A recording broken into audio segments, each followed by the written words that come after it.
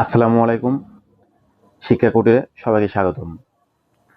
HSC 25 batch তোমাদের জন্য শিক্ষা কোর্টের পক্ষ থেকে নিয়ে আসলাম সৃজনশীল এবং এমসিকিউ এর সলভিং ক্লাস। এই সৃজনশীল এবং এমসিকিউ এর সলভিং ক্লাসের প্রথম লেকচারটি নিয়ে আসলাম। তো আজকে আমরা তোমাদেরকে দেখাবো ঢাকা বোর্ড 2024 সালে আসা একটি প্রশ্ন, যেটি তোমাদের তৃতীয় অধ্যায় থেকে এসেছে। তো এই প্রশ্নটা এখন আমরা সলভ করব। চলো শুরু করা যাক। দেখো, প্রথমে তোমাদের বলছে যে ইমন বার্ষিক পরীক্ষার ফলাফল বিশ্লেষণ করতে গিয়ে দেখলো বাংলা, ইংরেজি ও আইসিটি বিষয়ে সে যথাক্রমে 5C হেক্সাডেসিমেল, 123 মানে অক্টালে আছে এবং 7710 মানে ডেসিমেলে আছে, নম্বর পেয়েছে। গ নম্বরে বলছে কি যে উদ্দীপকে ইমনের ইংরেজি বিষয়ে প্রাপ্ত নম্বর হেক্সাডেসিমেলে রূপান্তর করো। এখানে বলছে যে ইমনের যে ইংরেজি নাম্বারটা আছে সেই নাম্বারটাকে আমাদের হেক্সাডেসিমেলে প্রকাশ করতে হবে।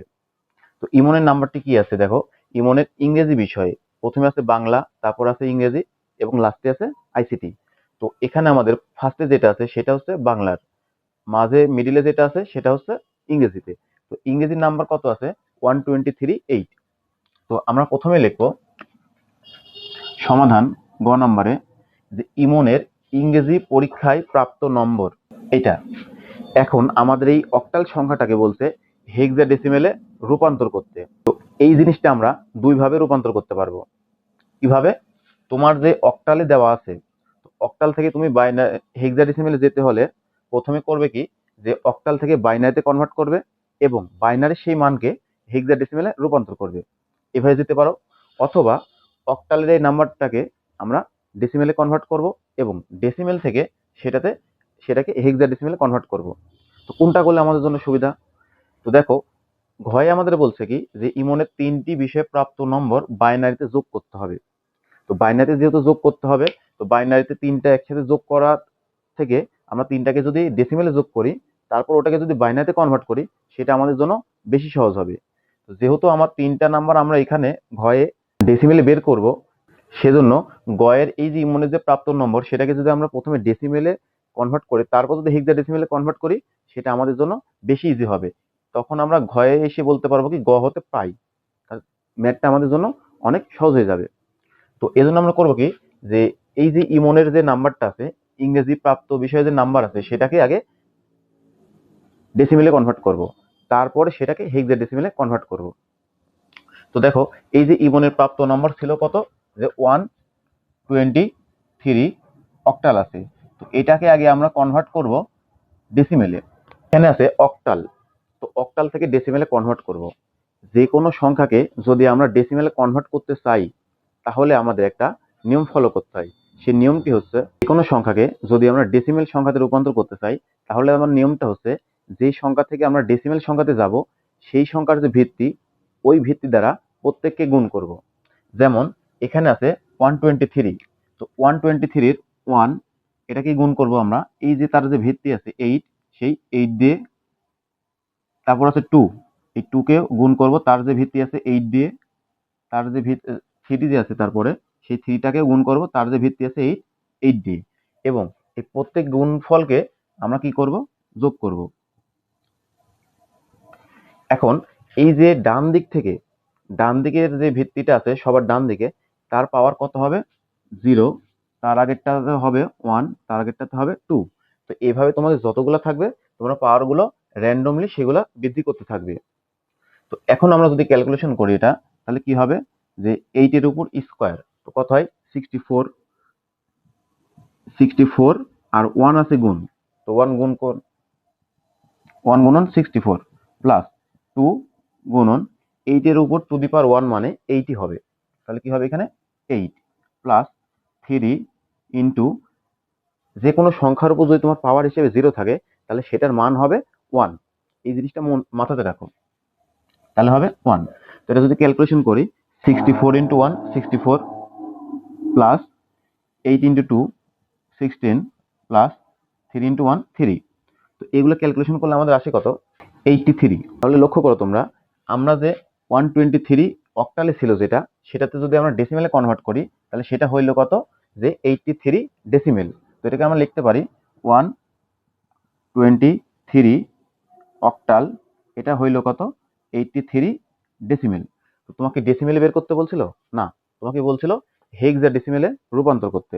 তো এখন আমরা এই যে ডেসিমেল যেটা পাইলাম যে 83 ডেসিমেল যেটা, এটাকে আমরা কনভার্ট করব কিসে, এটাকে কনভার্ট করব হচ্ছে হেক্সাডেসিমেলে। তো এটা কিভাবে কনভার্ট করতে হয়, তো দেখো এখানে আছে কি ডেসিমেল এবং সেটাকে আমরা কনভার্ট করব হেক্সাডেসিমেল। তোমার যদি কোনো সংখ্যা ডেসিমেলে থাকে এবং সেখান থেকে তুমি যদি অন্য যে কোনো সংখ্যাতে রূপান্তর করতে চাও, যেমন এখানে আছে হেক্সাডেসিমেল, তো এটার নিয়ম হচ্ছে তোমার পূর্ণ সংখ্যাকে যে সংখ্যাতে তুমি যাচ্ছ তার ভিত্তি দিয়ে ভাগ করতে করতে যাবে। তো এখানে যেমন আছে ডেসিমেল, তো এখানে আমি কনভার্ট করব কিসে হেক্সাডেসিমেল। তো হেক্সাডেসিমেলের ভিত্তি কত 16। তো এই যে 83 আছে, 83কে আমরা 16 দিয়ে ভাগ করতে করতে যাব। তো আসো সেটা আমরা করি। 83টাকে আমরা ভাগ করব কত, এই যে যেখানে যাচ্ছি হেক্সাডেসিমেল তার যে ভিত্তি 16 সেটি দিয়ে ভাগ করব। তো আমরা যদি দেখি এই 16 মানে 16 এটা দিয়ে কতবার যাবে, আমরা জানি 5 ষোলং 80, তার মানে এই জিনিসটা 5 বার সম্পূর্ণ যাবে। তাহলে কতবার যাচ্ছে ভাইয়ারা 5 বার, তাহলে এখানে আমরা লিখলাম 5। এবং 5 ষোলং যে 80 যাচ্ছে, এখানে ছিল কত, এখানে ছিল 83। তো 83 অবশিষ্ট আছে কত 3 আছে। তো এই যত অবশিষ্ট থাকবে সেটা এই যে ডান দিকে এখানে লিখতে হবে, এই ঘরে না কিন্তু নিচের দিকে। এখন দেখো, তো এই জিনিসটা আবার আমরা ভাগ করব কত দিয়ে, তার যে ভিত্তি আছে 16 সেটি দিয়ে। তো ভাগ করো। এখন দেখো যা দ্বারা ভাগ করতেছি সেটি যদি বড় হয় কার তুলনায়, যাকে ভাগ করতেছি সেটার তুলনায়, তাহলে কি হবে, এই যে ভেতরে যেটা আছে মানে যাকে ভাগ করতেছি সেটা সরাসরি এই নিচে এখানে চলে আসবে। তাহলে কত হবে 5। আর এখানে তোমার সূত্রের হবে 0।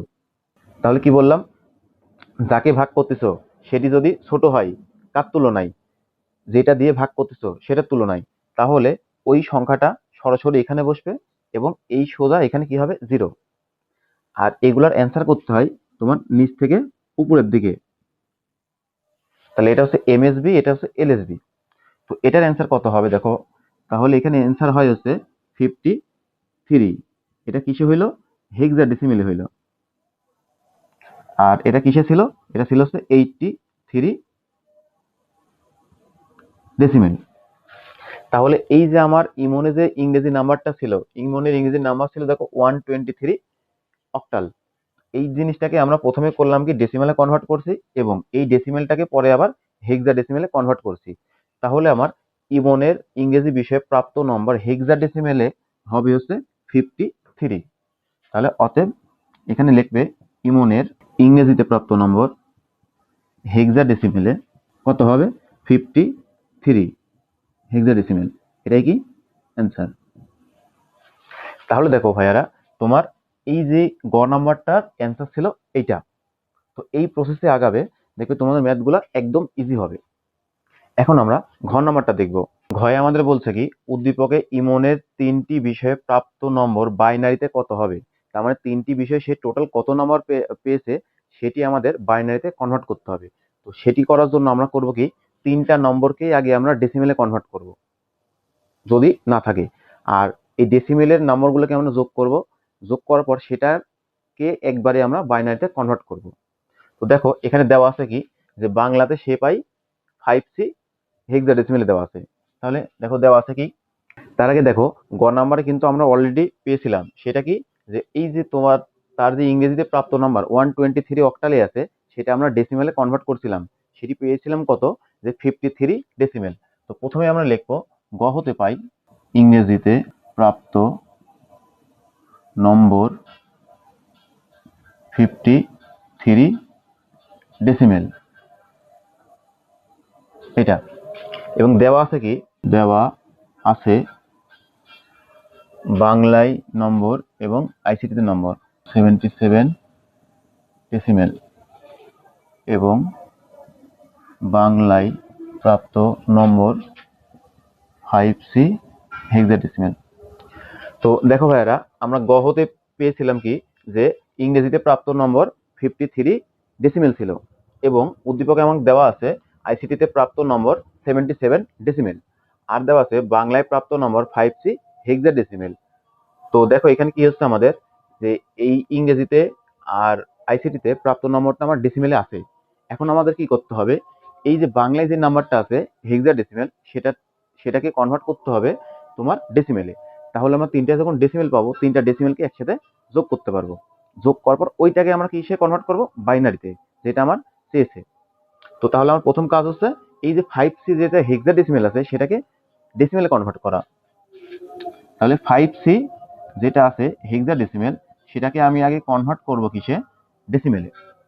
তো একটু আগে বললাম তোমাদের যে কোনো সংখ্যাগুলো আছে সেই সংখ্যাগুলোকে আমরা তার যে ভিত্তি আছে সেই ভিত্তি দিয়ে গুণ করব। যেমন এখানে আছে আমাদের 5, তো কি করব, 5 এ গুণ করব তার যে ভিত্তি আছে হেক্সাডেসিমেলের যে ভিত্তি 16 সেটি দিয়ে গুণ করব। এবং তারপর কি আছে সি, তো সি মানে কি আমাদের, আমরা জানি যে হেক্সাডেসিমেলে তোমার এ মানে বোঝাই হচ্ছে 10, বি মানে বোঝাই হচ্ছে 11, সি মানে বোঝাই হচ্ছে 12। তো এই যে এখানে তোমাদের যে সি আছে, সি মানে আসলে তোমাদেরকে বোঝাচ্ছে এটি আসলে 12 আছে। তো এটা আমরা একটা পরের লাইনে দিই, সমস্যা নেই। তাহলে এখানে আমরা কি দিব, সি গুণন 16 এটি দিব। এখন এই গুণ করার পরে সবগুলাকে কি করব, প্লাস দিব। তাহলে দেখো এখানে কত হয়, 5 ষোলং হয় হচ্ছে 80, প্লাস এই যে সি ছিল, সি মানে কত ভাইয়ারা, সি মানে হচ্ছে 12, ডি মানে 13, ই মানে 14 এবং এফ মানে 15। এই জিনিসগুলো আমাদের মনে রাখতে হবে। তো এখানে সি এর মান কত ছিল, সি এর মান ছিল হচ্ছে তোমাদের 12 গুণন তার সাথে কি 16। তাহলে এখানে 80 প্লাস এটা কত হয়, তাহলে এটি হবে হচ্ছে 192। তো এগুলো যদি আমি একসাথে প্লাস করি তাহলে কত হবে আমাদের মানটি, 272। এটি হচ্ছে আমাদের কি, এই যে 5C যেটা হেক্সাডেসিমেল ছিল তার ডেসিমেল মান। তো এখন দেখো আমরা ইংরেজিতে যে প্রাপ্ত মান সেটা ডেসিমেলে পেয়েছি, আইসিটি যেটা দেওয়াই ছিল ডেসিমেল, এবং বাংলা যেটা সেটাও পাইলাম কত, যে 272 ডেসিমেল। তো এখন কি করতে হবে, এই তিনটা নাম্বার যদি আমরা যোগ করি তাহলে ইমনের টোটাল বাংলা ইংরেজি আইসিটিতে টোটাল মার্কগুলো আমরা পাবো। তো এটা লিখি যে কত মার্ক পাই সে, 402। এটা কি, ডেসিমেল। ইমনের তিনটি বিষয়ে টোটাল প্রাপ্ত নম্বর হলো 402 ডেসিমেল।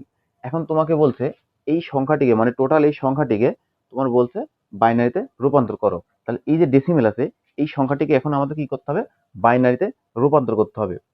তো বাইনারিতে রূপান্তর করতে হলে আমরা জানি কি, ডেসিমেল সংখ্যা থেকে তোমার যদি অন্য যে কোনো কিছুতে অন্য যে কোনো সংখ্যাতে রূপান্তর করতে হয়, তাহলে যে সংখ্যাতে রূপান্তর করব তার ভিত্তি দিয়ে ওই সংখ্যাটাকে ভাগ করতে করতে যাব। যদি এটা পূর্ণ সংখ্যা হয় তখন, তাহলে এখানে কত আছে, 402 আছে, এটাকে আমরা কি করব, 2 দিয়ে ভাগ করতে করতে যাব।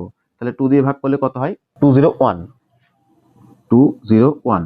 এখন কোন সংখ্যাকে এখানে বিয়োগ করেছি আমরা, বিয়োগ করে নাই, তার মানে এখানে হবে 0। তারপরে করতে হবে কি, একে আবার 2 দ্বারা ভাগ করব। তো দেখো এখানে যদি 2 দ্বারা ভাগ করি তাহলে এখানে আসে 100.5। তো এখানে দশমিক সংখ্যা আনা যাবে না। তাহলে কি করতে হবে, আগে আমাকে এই যে কতবার যাচ্ছে, 2 দ্বারা যদি ভাগ করি 100 বার পূর্ণ সংখ্যা যাচ্ছে, তো 100 বার যাওয়ার পর কত হচ্ছে, 200, বাকি থাকছে কত, 1। ওই 1 হচ্ছে আমার এই জায়গাতে লিখতে হবে, আর যে 100 বার গেল সেই 100টা হবে এখানে। তারপরে আবার 2 দ্বারা ভাগ করব, মানে এভাবে যতক্ষণ ভাগ যাবে ততক্ষণ ভাগ করতেই থাকবো। তাহলে এখানে দেখো 2 দ্বারা ভাগ করলে এখানে থাকে 50, যেহেতু কোনো কিছু বিয়োগ করতে হয় না তাই জন্য 0। আবার যদি 2 দ্বারা ভাগ করি তাহলে থাকে 25, কোনো কিছু বিয়োগ করতে হয় না জন্য 0। একইভাবে তোমার যদি আমরা এখানে আবার ভাগ করি, আবার দেখো কত আসতেছে, আমার 24 বার যাচ্ছে, সরি, আমার 12 বার যাচ্ছে পূর্ণ সংখ্যা, তাহলে অবশিষ্ট থাকে কত, 1। এই 1টা হবে এখানে, তাহলে যে 12 বার যাচ্ছে 12টা হবে এখানে। তারপর আবার কি হবে, 2 দ্বারা ভাগ করলে 6, কোনো কিছু সংখ্যা বিয়োগ করতে হচ্ছে না জন্য কি হবে, 0। আবার কি করব, এই 6 কে 2 দ্বারা ভাগ করব, কত হয়, 3, কোনো কিছু বিয়োগ যায় না জন্য 0। আবার যদি এবার দেখো কি হচ্ছে, যে 3 কে যদি 2 দ্বারা ভাগ করি 1 বার যাচ্ছে পূর্ণ সংখ্যা, তার মানে ওই 1 হবে এখানে। অবশিষ্ট থাকে কত, মানে ভাগ করতেছে না 1, এই 1টা হবে এখানে। এবার আবার আবার ভাগ করব। তো দেখো এই যে ওই তখনকার মতো আবার যাকে ভাগ করতেছি সেই সংখ্যাটা ছোট কোনটার থেকে, যা দ্বারা ভাগ করছি সেটার থেকে।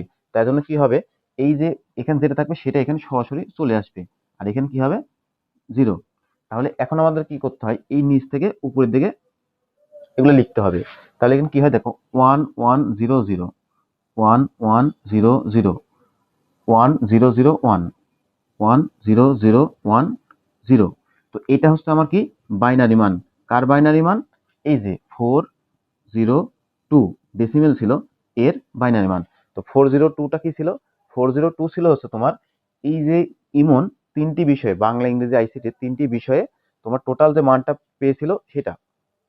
আমাকে এটাই বের করতে বলছিল যে ইমন তিনটি বিষয়ে টোটাল যত মার্ক পাই সেই মার্কের, আমাকে এটাই বের করতে বলছিল যে ইমন 3টি বিষয়ে টোটাল যত মার্ক পাই সেই মার্কটাকে বাইনারিতে কনভার্ট করতে হবে।